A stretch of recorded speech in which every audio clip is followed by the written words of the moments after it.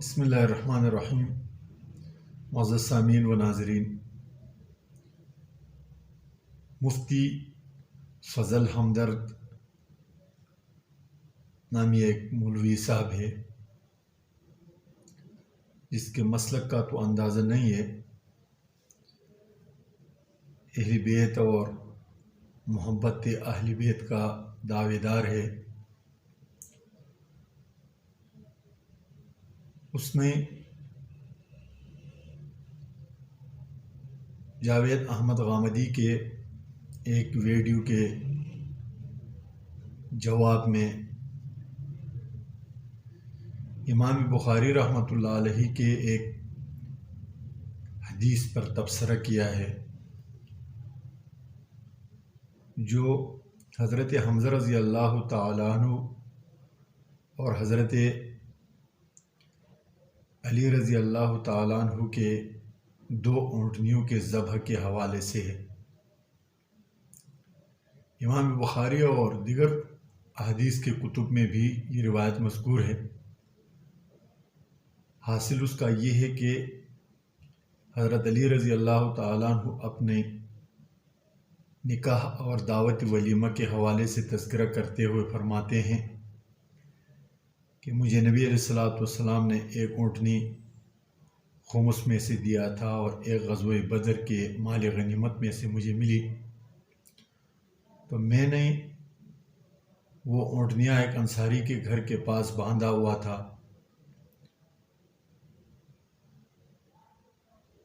تو اسی گھر میں حضرت حمزہ رضی اللہ تعالیٰ عنہ کچھ انصاری مسلمانوں کے ساتھ شراب پی رہا تھا، تو کسی عورت نے وہاں جو مغنیہ تھی اس نے اشعار پڑھے جن سے حضرت حمزہ رضی اللہ تعالیٰ عنہ چونکہ نشے کی حالت میں تھے،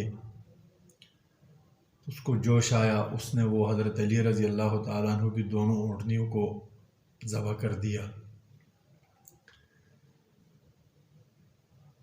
یہ واقعہ ذکر کیا ہے۔ پھر حضرت علی رضی اللہ تعالیٰ عنہ نبی کریم صلی اللہ علیہ وسلم کے پاس جاتے ہیں، وہاں سے نبی کریم صلی اللہ علیہ وسلم تشریف لاتے ہیں حضرت حمزہ کے پاس۔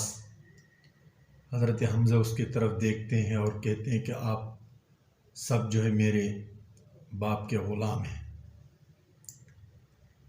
تو یہ بات یاد رکھیں کہ حضرت حمزہ رضی اللہ تعالیٰ عنہ نبی کریم صلی اللہ علیہ وسلم کے سکے چاچا بھی ہیں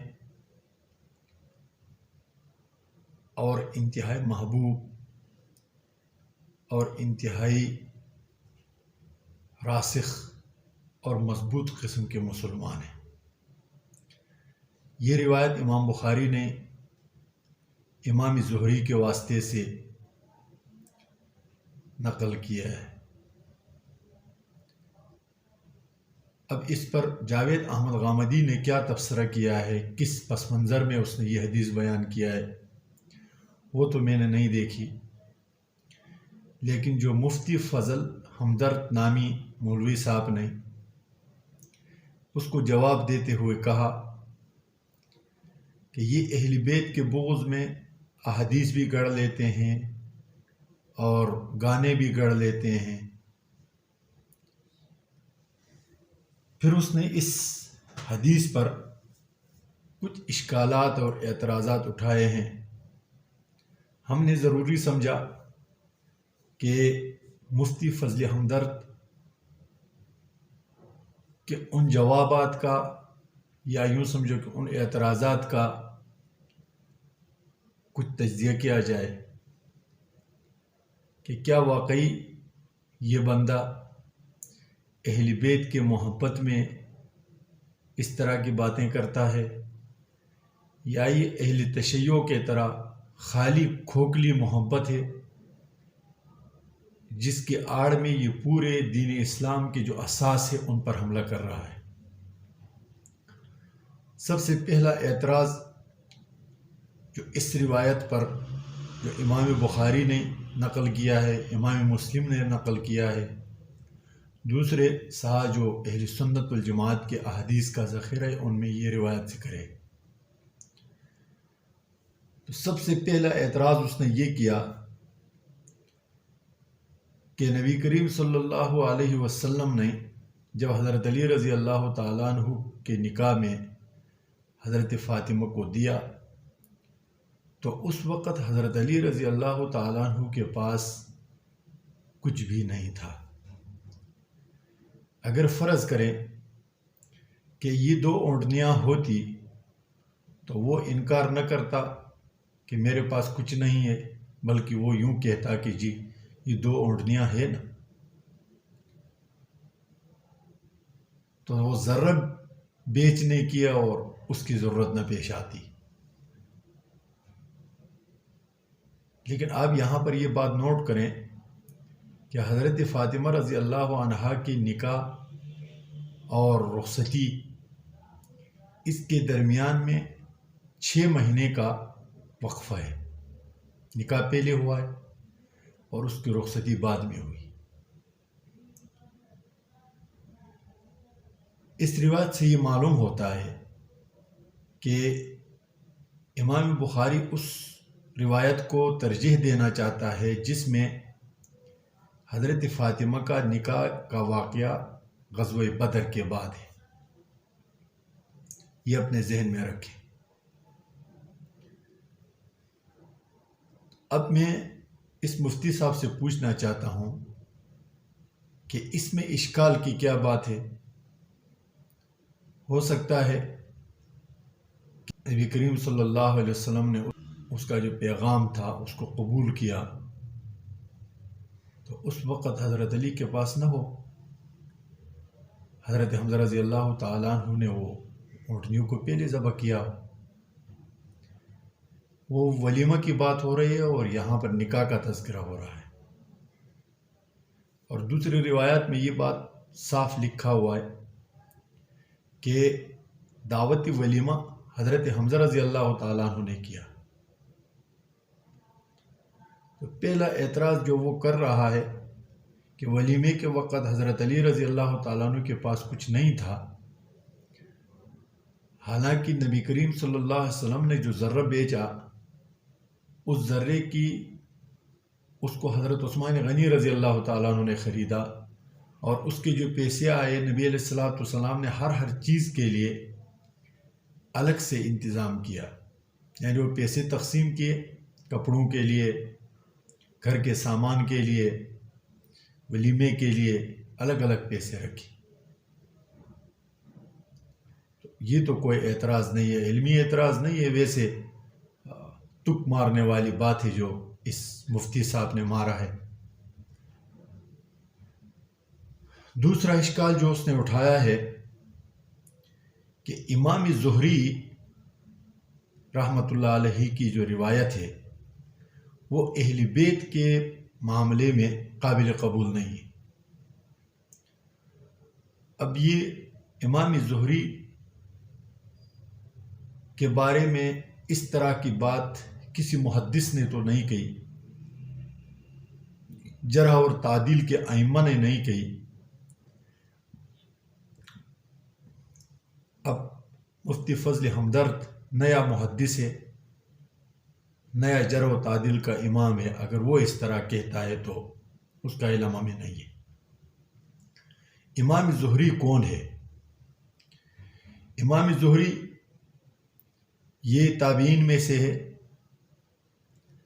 اور امام ذہبی جو کہ میزان الاعتدال میں ذکر کرتا ہے کہ وہ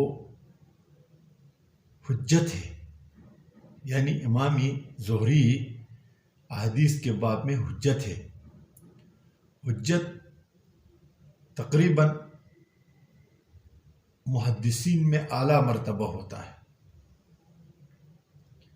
اس نے میزان الاعتدال کے حوالے سے کچھ عبارتیں ذکر کی ہے، اسی طرح جو دوسرے تذکرۃ الحفاظ کے حوالے سے کچھ عبارتیں ذکر کی، وہ میزان الاعتدال میں تو نہیں ہے، البتہ تذکرۃ الحفاظ میں کہیں ہوگی۔ لیکن یہاں میں یہ بات آپ کو یاد دلاؤں کہ امام ذہبی نے اس کے جو صحابہ و اساتذہ کرام ہیں ان میں عبداللہ ابن عمر، عبداللہ ابن جعفر، ربیع ابن عباد، مسور ابن مخرمہ، انس ابن مالک، سہل ابن سعد، صائب ابن یزید، شبیب، ابو جمیلہ، عبد الرحمن بن اظہر، محمد بن ربیع، عبداللہ ابن ثعلبہ، عبداللہ ابن عامر، ابو امامہ، سعد بن سہل، ابو الطفیل رضوان اللہ علیہم اجمعین، یہ 16 صحابہ کرام سے امام زہری روایت کرتے ہیں۔ تمام محدثین کا اس کی ثقافت، اس کے فقاہت، اس کا محدثانہ روش، اس کے حدیث، اس کے روایت حدیث، تمام پہلوؤں سے یہ حجت بھی ہے اور اوثق بھی ہے۔ لیکن فضل ہمدرد کس حوالے سے اس کا یہ حدیث رد کر رہا ہے؟ وہ بھی امام بخاری کی روایت۔ دوسری جو یہاں پر سب سے ضروری بات ہے وہ یہ ہے کہ اس نے جو علت ذکر کی ہے کہ امام زہری کی روایت کیوں قابل قبول نہیں اہل بیت کے معاملے میں، تو کہتے ہیں کیونکہ یہ بنو امیہ کے ساتھ رہتا تھا یا بنو امیہ کے ساتھ اس کے تعلقات تھے۔ اصل میں یہ بنو امیہ کے دور خلافت میں یہ سب سے بڑا محدث تھا، اور اس پر تمام اس زمانے کے جو علماء کرام تھے، محدثین تھے، فقہاء تھے، ان کا اتفاق ہے کہ امام زہری اپنے زمانے میں سب سے مضبوط ترین عالم تھے جملہ علوم میں۔ تو ظاہر ہے کہ بنو امیہ کے جو حکمران تھے وہ علم دوست لوگ تھے، یہ بہت سخی تھے، تو اس پر قرضہ آتا تھا تو اس زمانے کے جو خلفاء تھے وہ اس کا قرض چکاتے تھے۔ لیکن جو علمی بات ہے یہاں پر وہ یہ ہے کہ آیا بنو امیہ کے ساتھ سیاسی طور پر تعلقات ہونے یا بنو امیہ کے دور میں ہونے کی وجہ سے کسی کی عدالت پر، کسی کے ثقافت پر یا کسی کے محدثانہ جو کارنامے ہیں ان پر حرف آتا ہے؟ اگر ایسا ہے تو پھر مجھے نہیں لگتا کہ جو لاکھوں حدیثیں اور جو لاکھوں محدثین گزرے ہیں بنو امیہ کے دور خلافت میں، کسی کا اعتبار بھی نہیں کیا جا سکے گا۔ حتیٰ کہ جو صحابہ کرام، ابو سعید خدری، ہزاروں صحابہ کرام جو اس دور میں سیاسی طور پر بنو امیہ کے نظریے کی حمایت کرتے تھے، ان کی بات بھی قابل قبول نہیں ہونی چاہیے۔ اور پھر اس مولوی صاحب سے میرا صرف یہی ایک سوال ہوگا کہ کیا تاریخ اسلام میں کسی محدث نے کسی پر اس جرح کو کافی سمجھائے کہ اس کے سیاسی تعلقات فلاں حکمران کے ساتھ تھے، اس وجہ سے یہ مجروح ہے یا اس کی روایت نہیں لی جائے گی؟ اگر کسی محدث نے، کسی فقیہ نے اس طرح کی جرح کی ہو، اس طرح کی جرح کو قابل قبول سمجھا ہو تو ہمیں دکھائیے، بڑی مہربانی ہوگی۔ لیکن ایسا ہرگز نہیں۔ یہ تو اس کے وہ اعتراضات تھے جو اس نے کیے۔ پھر کہتا ہے کہ یہ اس زمانے میں جندی تھا اور بہت سارے علماء نے اس کو کہا کہ آپ دنیا داروں کے ساتھ ملے ہوئے ہیں، یہ حکمرانوں کے ساتھ ملے ہوئے ہیں۔ بھائی ان کی ایک سیاسی صورتحال تھی، اس زمانے میں بنو امیہ کی حکومت تھی، ظاہر ہے امام زہری ان کے ساتھ اٹھک بیٹھک کرتے تھے، اور بنو امیہ کے ساتھ اٹھک بیٹھک کرنے سے کسی کی عدالت پر حرف آنا یہ سمجھ سے بالاتر ہے۔ اور پھر میں اس پر ایک اور بات بھی کرنا چاہتا ہوں کہ آپ جس اہل بیت کا تذکرہ کر رہے ہیں وہ چند لوگوں کے بعد آپ کون سے اہل بیت کو بنو امیہ کے حکمرانوں سے اچھا سمجھتے ہیں؟ صفاحت کو اچھا سمجھتے ہیں؟ بنو عباس میں سے جو تھا، کون سا ہاشمی حکمران گزرا ہے جو بنو امیہ کے حکمرانوں سے اچھا تھا؟ پہلے تو گزرے نہیں ہیں، اگر فرض کریں گزرے تو کون سا تھا؟ بعد میں تو یہ جتنے حکمران اہل بیت کے نام پر جنہوں نے تحریکیں اٹھائی وہ تو شیعہ تھے، فاطمی تھے، باطنی تھے۔ کون سا حکمران ایسا گزرا ہے جس کی عدالت قابل قبول ہو، جس کو انسان مسلمان بھی تصور کر سکے؟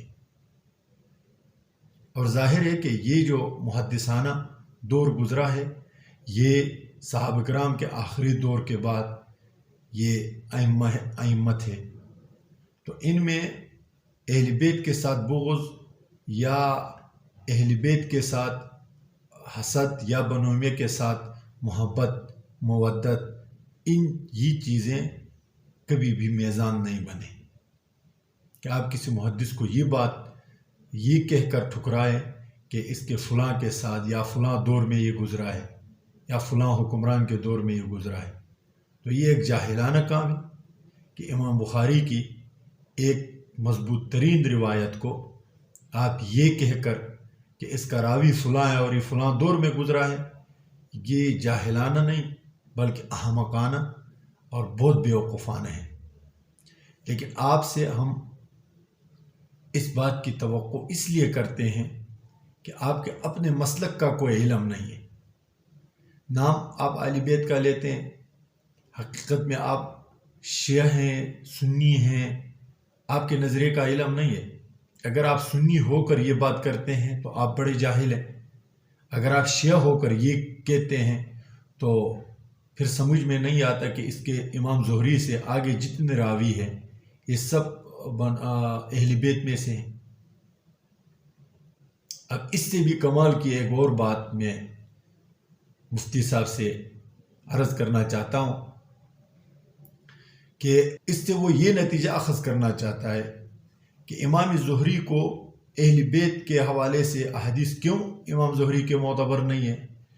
کیونکہ وہ بنو امیہ کے ساتھ رہتا تھا، اور اس حدیث میں گویا کہ اہل بیت کے توہین اور اہل بیت کی مطلب تذلیل کر رہے ہیں، العیاذ باللہ۔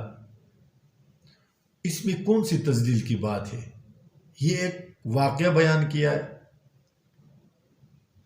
اور حضرت علی رضی اللہ تعالیٰ عنہ کے حوالے سے بیان کیا ہے۔ امام زہری نے اس تک پہنچانے کے بعد سب اہل بیت کے روات ہیں، اور پھر حضرت علی نے واقعہ بیان کیا ہے۔ اس وقت شراب پینا جائز تھا۔ جب تک شریعت کسی چیز کو حرام نہیں قرار دیتی اسی وقت تک وہ جائز ہوتا ہے۔ اس سے نشب مل جائے وہ بھی جائز۔ نشے کی حالت میں اگر کوئی کام ہو جاتا ہے تو وہ اسی طرح جرم نہیں بنتا جس طرح کہ حرمت کے بعد بنتا ہے۔ ہمیں اب یہ اتنے قبیح اور بہت بڑی بات اس لیے نظر آ رہی ہے کہ ہم شراب حرام ہو چکا ہے، اس وقت شراب پینا جائز تھا۔ ہو سکتا ہے اس طرح کے محافل میں بیٹھنا بھی جائز تھا، اس لیے حضرت حمزہ بیٹھتے تھے۔ اس سے حضرت حمزہ رضی اللہ تعالیٰ عنہ کے کردار پر کوئی انگلی نہیں اٹھتی۔ اگر آپ خواہ مخواہ گھسیٹ کر ایسی باتیں کریں گے تو وہ الگ بات ہے، لیکن حقیقت میں ایسا نہیں ہوتا۔ فرض کرے ایک مثال میں بتاتا ہوں کہ غزوہ خیبر تک گدھوں کا گوشت کھانا حلال تھا۔ اب اگر صحابہ کرام یہ روایت کرتے ہیں کہ غزوہ خیبر میں ہم نے گدھوں کا گوشت پکانے کے لیے دیا ہوا تھا اور دیگیں ابھر رہی تھی، اتنے میں اعلان ہوا کہ گدھوں کا گوشت حرام ہو گیا ہے، ہم نے وہ دیگیں بہا دی، تو مطلب یہ ہے کہ اس سے پہلے وہ کھاتے تھے۔ اب آپ یہ کہیں گے کہ یہ سارے صحابہ کا ہتک ہو رہا ہے، اور پھر حضرت حمزہ رضی اللہ تعالیٰ عنہ وہاں اس گھر میں اکیلے تو نہیں تھے، مال انصار، بہت سارے انصار صحابہ تھے، بہت بڑے بڑے صحابہ اس کے ساتھ موجود تھے، وہ سب اس محفل میں شریک تھے، تو ان کی اہانت نہیں ہوگی؟ بھائی اس وقت شراب پینا جائز تھا، اس میں کسی قسم کی ہتک والی بات نہیں ہے، اور نہ کسی کی توہین مقصود ہے، نہ یہاں نبی علیہ السلام کی توہین ہوئی۔ حضرت حمزہ رضی اللہ تعالیٰ عنہ اس کے چچا تھے، جب اس نے یہ کہہ دیا کہ تم سب میرے باپ کے غلام ہو، تو نبی علیہ السلام اس کے باپ کے پوتے ہیں، یعنی بیٹے کے بیٹے ہیں، تو اس میں کون سے ہتک کی بات ہو گئی؟ اگر دادا جی کہتا ہے کہ یہ میرا پوتا میرا غلام ہے، یا چاچا کہتا ہے یا باپ کہتا ہے کہ یہ میرا غلام ہے، تو اس میں کون سی حرج لازم آئی؟ اور وہ بھی حالت نشے میں، کیونکہ نبی کریم صلی اللہ علیہ وسلم نے جب دیکھا کہ حضرت حمزہ نشے میں ہے تو وہ بالکل وہاں سے ایسے الٹے قدموں واپس آئے ہیں۔